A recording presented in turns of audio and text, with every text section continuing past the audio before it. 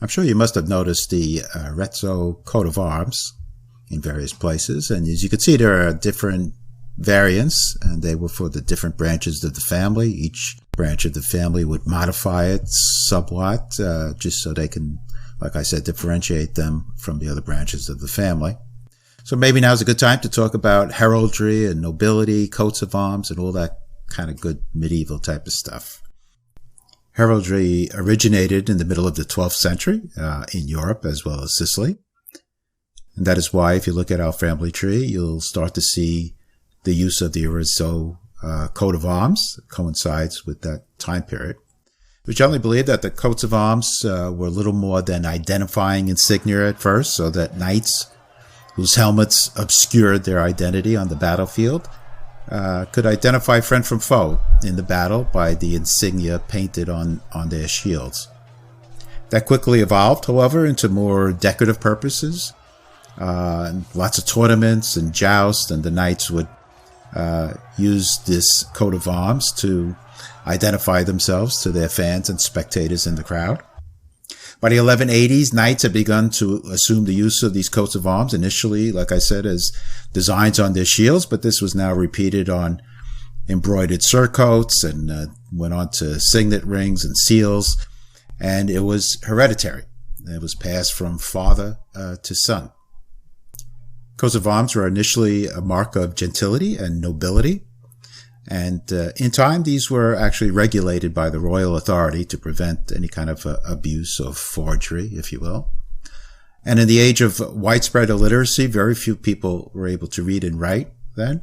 A coat of arms really sent the signal of that bearer's social position and social standing. Medieval coats of arms often represented the bearer's surname graphically. For instance, the Griffio family displayed a griffin, the Leone family a lion, Oliveri, an olive tree.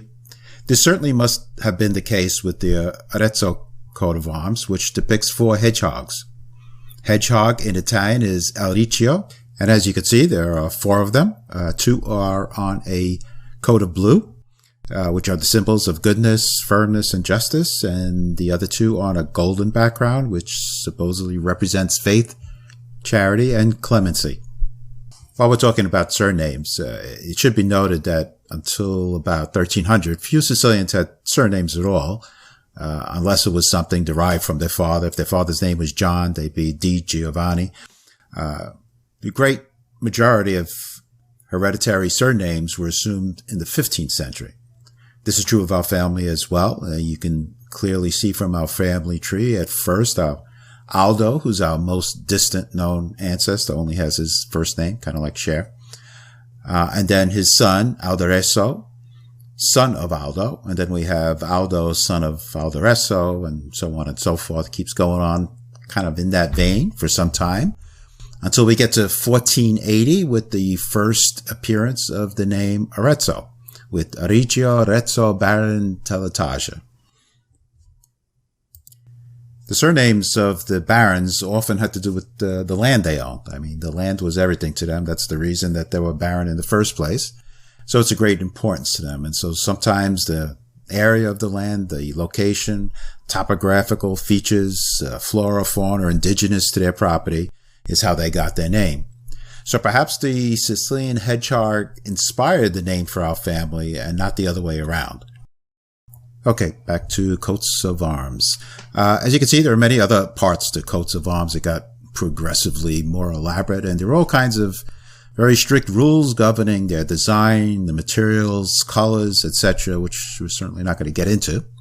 But one part of a coat of arms is the family motto. The Arezzo motto was Bene Meriteribus. I think I slaughtered that. Latin for to the well-deserving. Sounds a little bit self-congratulatory, but who am I to judge? In Sicily, as elsewhere throughout Europe, heraldry is readily visible in the coats of arms carved above many entrances to homes of aristocrats, and the Arezzo family was no exception. Today, it's still possible to find this emblem in various cities in Sicily, from Palermo to Saragossa, and of course, Ragusa. Now for that title of Baron or Baroni. It doesn't designate being descended from royal blood, but rather it's a title that is earned in service to the king. It's usually connected to land.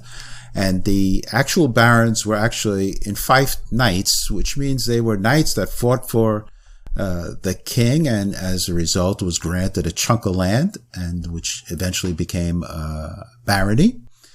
And they held their tenure to that fief at the will and pleasure of the king, to whom they rendered military service, usually 40 days per year for that privilege. So it was kind of a contract.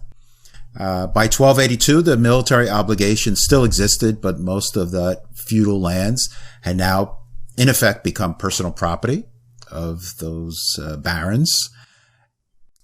And as you can see here, our earliest ancestor with the title of baron is Francesco di Arezzo I, Baron di Cardinali, born around 1355.